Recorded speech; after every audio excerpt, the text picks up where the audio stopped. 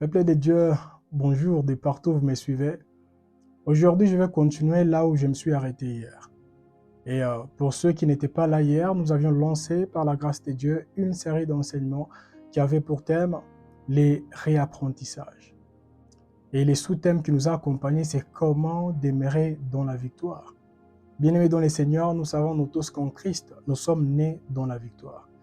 Mais pour demeurer dans la victoire, nous devons vaincre nos géants. Les géants, ça peut être également nos faiblesses, ça peut être également nos péchés, etc. Et nous avons eu le temps de partager avec vous sur les 8 versets qui nous ont révélé les 8 avantages ou bénéfices qui s'attachent à ceux qui vaincront leurs géants.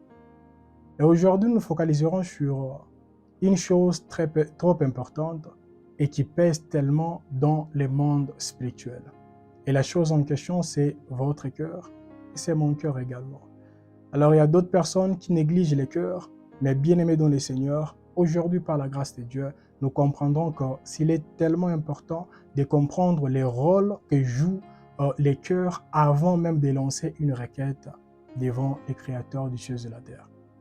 Avant toute chose, nous voulons abandonner ces moments entre les mains de Dieu et pourquoi pas lui dire merci, lui qui a permis à ce que nous puissions une fois de plus nous retrouver ensemble avec vous malgré la distance.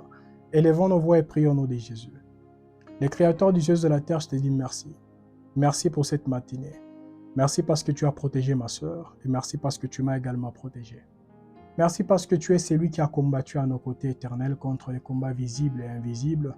Et merci parce que tu es celui qui nous parlera.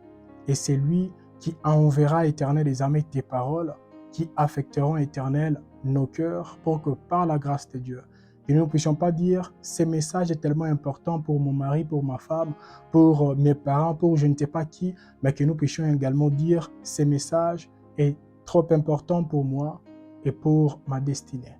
C'est au nom de Jésus que nous avons ici prié, nous disons Amen. Bien-aimés dans le Seigneur, sans pour autant tarder, nous allons lire un passage de base. Nous sommes dans les livres des Proverbes, chapitre 4, le verset 23. Il y a quelqu'un qui m'a écrit en disant que quand je donne les versets, je suis tellement rapide, je lis rapidement, là je m'ai répété. Proverbes, chapitre 4, les versets 23. Nous allons lire au nom de Jésus-Christ de Nazareth. Garde ton cœur plus que toute autre chose, car de lui proviennent les sources de la vie, ou de lui viennent les sources de la vie.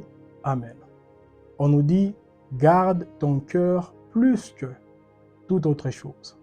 Pourquoi plus que toute autre chose?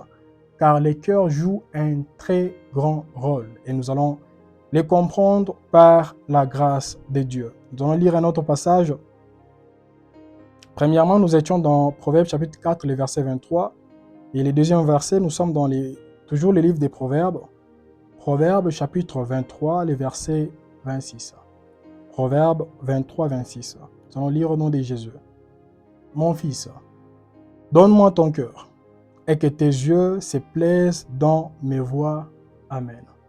Nous comprenons que le cœur est l'une des choses que Dieu demande à ses enfants. Il dit, mon fils, donne-moi ton cœur. Alors laissez-moi vous poser une question. Ma sœur, mon frère, vous qui me suivez à la maison, avez-vous déjà donné votre cœur à Dieu? Si oui, avez-vous déjà reçu le cœur de Dieu? Et si oui, comment prenez-vous soin de ce cœur-là? Parce que vous pouvez avoir le cœur de Dieu, mais sans entretien, bien-aimé dans le Seigneur, vous causerez des dégâts et des dégâts. Parce que le cœur de Dieu que nous recevons, c'est quand même un nouveau moteur. Et pour que les moteurs puissent mieux fonctionner, nous devons savoir comment l'entretenir par la grâce de Dieu. Alors nous allons lire dans 1 Samuel chapitre 16, les 7e verset. Nous allons comprendre la priorité de Dieu. On lit au nom de Jésus. Et l'Éternel dit à Samuel, ne prends point garde à son apparence et à la hauteur de sa taille, car je l'ai rejeté. L'Éternel ne considère pas ce que l'homme considère. L'homme regarde à ce qui frappe les yeux, mais l'Éternel regarde au cœur. Bien-aimés dans le Seigneur, Dans le monde que nous vivons là actuellement, les gens ne se focalisent plus sur les cœurs des hommes et des femmes, mais nous nous focalisons sur les poches des uns et des autres. Si la personne est stable, ça c'est sans exception, y compris les hommes de Dieu. Il y a d'autres personnes, ils intercèdent tellement pour d'autres membres, plus que d'autres membres. Pourquoi? Parce que telle personne est stable financièrement et telle n'est pas stable financièrement. Et la personne se dira, moi si j'intercède pour telle personne, ça veut dire je recevrai quelque chose. L'état de notre cœur. Aujourd'hui, nous nous focaliserons sur la pureté du cœur. Nos cœurs sont-elles purs devant l'Éternel? C'est très important. Un cœur pur, c'est un cœur juste, un cœur honnête, un cœur intègre. Parce que quand nous parlons de l'intégrité, ça veut dire la personne n'a pas besoin de cacher autre chose. Comme la Bible nous dit, que ton oui soit oui. C'est très important. Et quand nous lisons un passage également qui est populaire, nous sommes dans Matthieu chapitre 5, le 13e verset. La Bible nous dit, vous êtes le sel de la terre. Mais si le sel perd sa saveur, avec quoi la lui rendra-t-on? Il ne sert plus qu'à être jeté dehors et foulé aux pieds par les hommes. Amen. On nous dit, mais si le sel perd sa saveur, avec quoi la lui rendra-t-on? Bien-aimés dans le Seigneur, la saveur, c'est ça les bons cœurs. Si vous avez un cœur qui est pur, bien-aimés dans le Seigneur, même si les hommes vous rejettent à cause de votre apparence physique, mais Dieu vous recevra à cause de votre apparence de l'âme ou du cœur. C'est très important. Et quand nous lisons même dans Ésaïe chapitre 53, le deuxième verset plutôt, la Bible nous parle de la personne qu'on appelle Jésus, qui n'avait ni beauté ni éclat. Maintenant, combien de personnes aujourd'hui qui rejettent d'autres personnes parce qu'ils n'ont ni beauté ni éclat, ignorant que Dieu se focalise d'abord sur les cœurs de la personne avant de parler d'autre chose. Et nous disons que nous sommes les fils et les filles de Dieu, mais ce que nous faisons, ça ne glorifie même pas Dieu.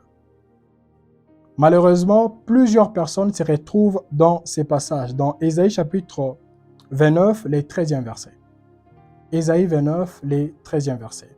Et après avoir lu ces passages, et à la fin, nous aurons le temps de prier avec vous, et j'ai pris que ces messages restent gravés dans nos têtes et que nous sachions également comment les communiquer à nos frères et à nos sœurs. Ésaïe 29, 13, nous allons lire au nom de Jésus-Christ de Nazareth. Le Seigneur dit, « Quand ces peuples s'approchent de moi, ils m'honorent de la bouche et des lèvres, mais son cœur est éloigné de moi. Et la crainte qu'il a de moi n'est qu'un précepte des traditions humaines. Amen. » On nous dit que ces peuples m'honorent des lèvres seulement.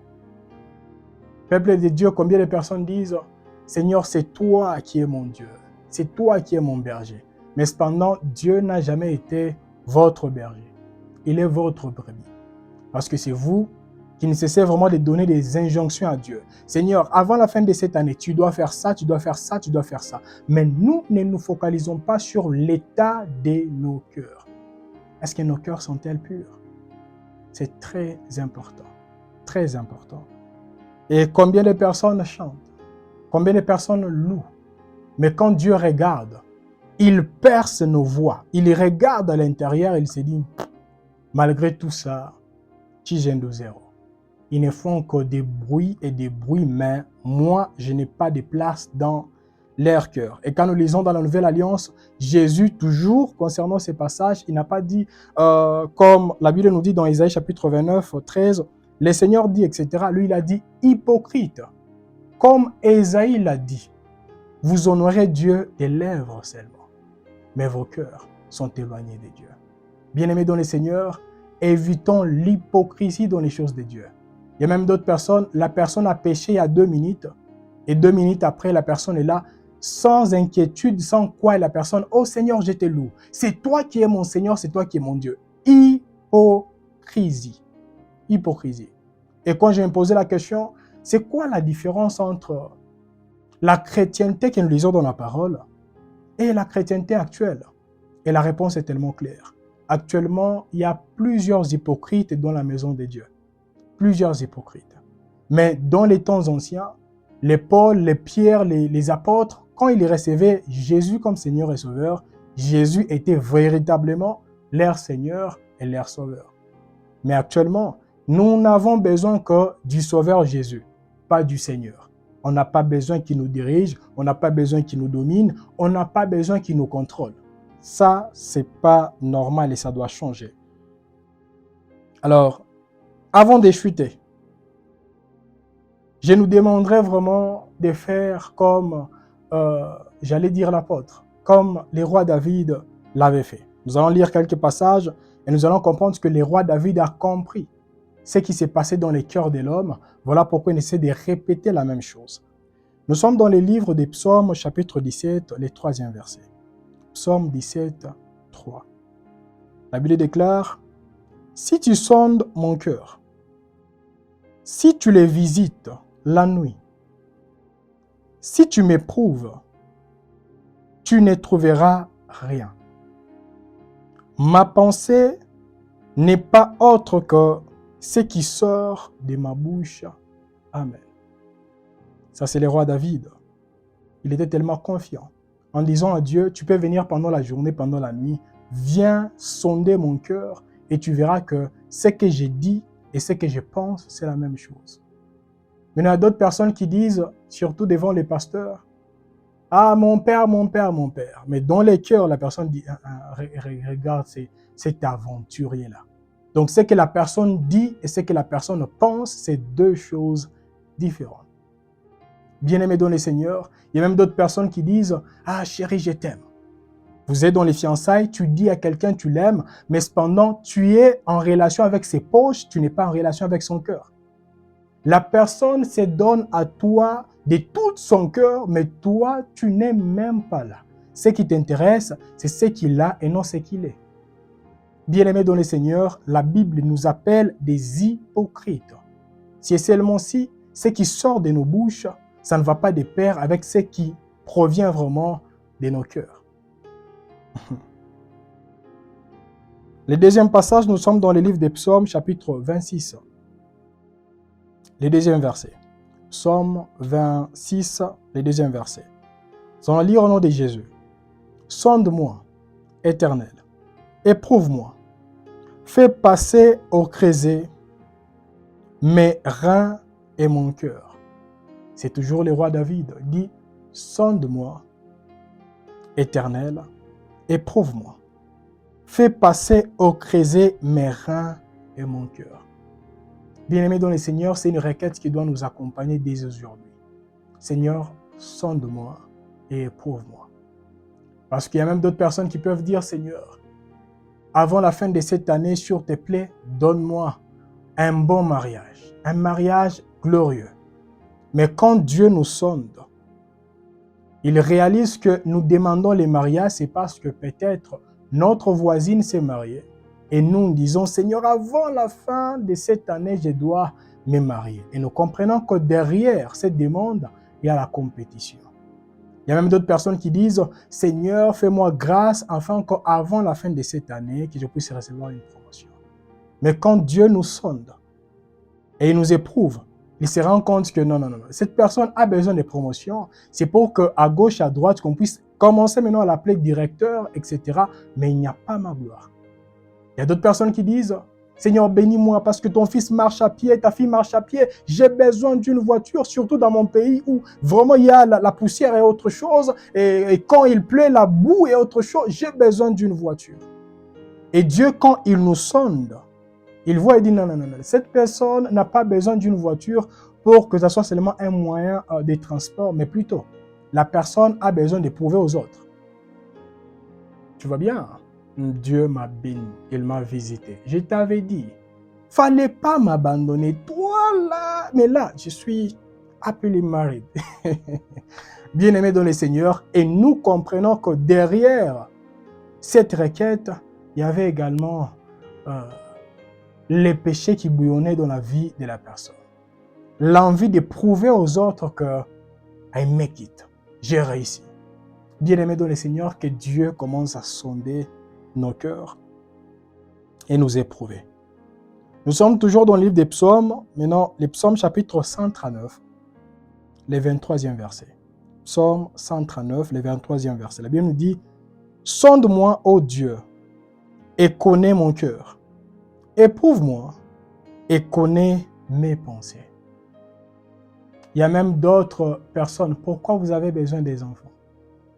C'est pour prouver aux autres ou vous avez besoin d'un enfant qui glorifiera le nom de l'Éternel. Pourquoi avez-vous besoin de voyager? C'est pour prendre des photos et poster ça sur Instagram, sur Facebook, etc. et prouver aux autres que, oh, là maintenant, Dieu est en train de nous amener de gloire en gloire. Ou c'est pour glorifier le nom de Dieu partout où vous irez. Pourquoi avez-vous besoin? Parce qu'il y a même d'autres hommes de Dieu qui disent, Seigneur, dans 3 ans, fais-moi grâce que j'ai une église de 20 000 membres. Pour quelle raison? Il y a d'autres personnes, c'est boosté par la cupidité, par la compétition que la personne veut prouver à d'autres personnes que je n'ai pas échoué dans le ministère. Bien-aimé dans le Seigneur, la réussite dans le ministère ou dans la vie ne se focalise pas sur le nombre des hommes et des femmes qui nous suivent, mais plutôt sur le nombre des hommes et des femmes qui sont transformés par nous.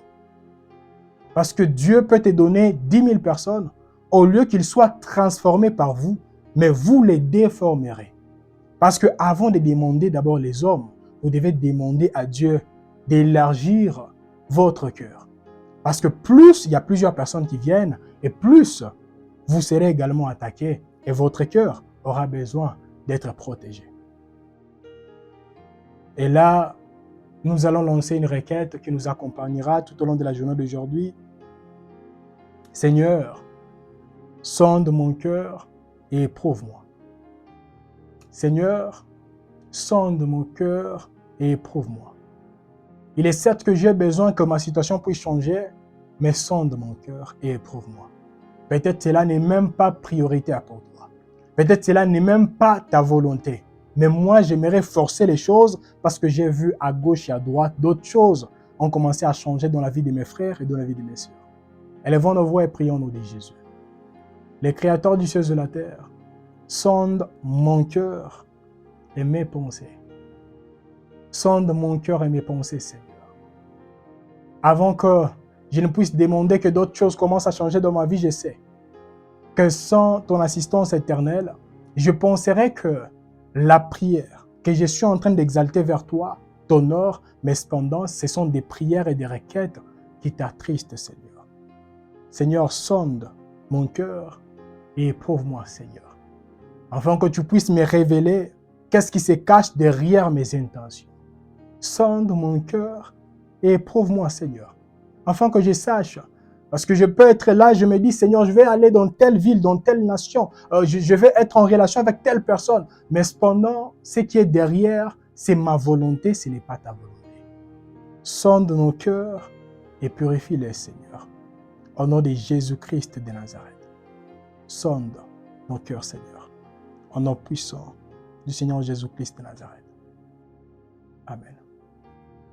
Bien-aimés dans le Seigneur, avant de conclure, j'aimerais nous demander, une fois que vous voulez entrer en relation avec quelqu'un, ne vous focalisez pas d'abord sur ce que vous voyez, mais élevez vos voix vers Dieu en disant, Seigneur, sonde également les cœurs de mon fils, sonde les cœurs de ma fille, sonde les cœurs de cette personne qui veut me prendre en mariage, sonde les cœurs de mon patron, sonde les cœurs éternels des âmes et des hommes et des femmes qui m'entourent.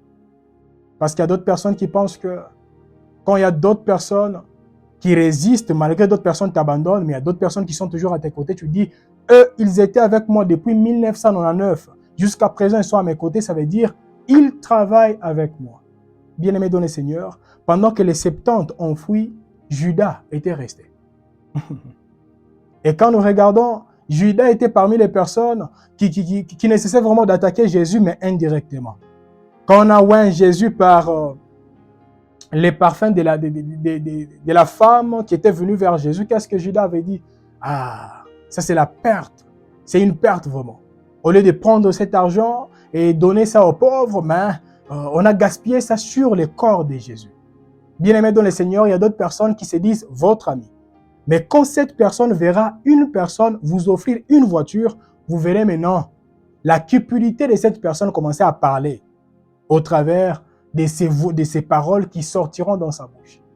Bien-aimé dans le Seigneur, d'où la nécessité de dire à Dieu, Seigneur, sonde même les cœurs de mon pasteur, sonde les cœurs des hommes et des femmes qui m'entourent. Je me rappelle, il y a à peu près 2 ou 3 mois, j'ai parlé avec un homme de Dieu qui m'a dit qu'il avait remarqué, quand il parlait avec une autre personne, chaque fin du mois, la personne envoyait l'argent à un homme de Dieu. Maintenant, il a remarqué qu'avant la fin du mois, c'était vers les 20, les 25, les 20 quelques, cet homme de Dieu allait toujours l'appeler. Comment tu vas? Comment évoluent les choses, etc. Et derrière tout ça, c'était quoi? Juste te rappeler que tu dois m'envoyer l'argent. Et quand la personne a eu le temps de prier en disant à Dieu, sonde les cœurs de cette personne, et quand il a compris que cette personne était attachée à elle, uniquement pour la pécunia mbongo, la personne s'est dit, je dois me détacher de la personne. Peut-être vous avez également des hommes et des femmes qui vous entourent et qui disent, j'ai pris pour vous, mais cependant la personne s'est focalisée sur votre finance. Sondez par la prière. Que l'Éternel vous bénisse et vous garde. Bonne journée à vous et rendez-vous demain, toujours à la même heure.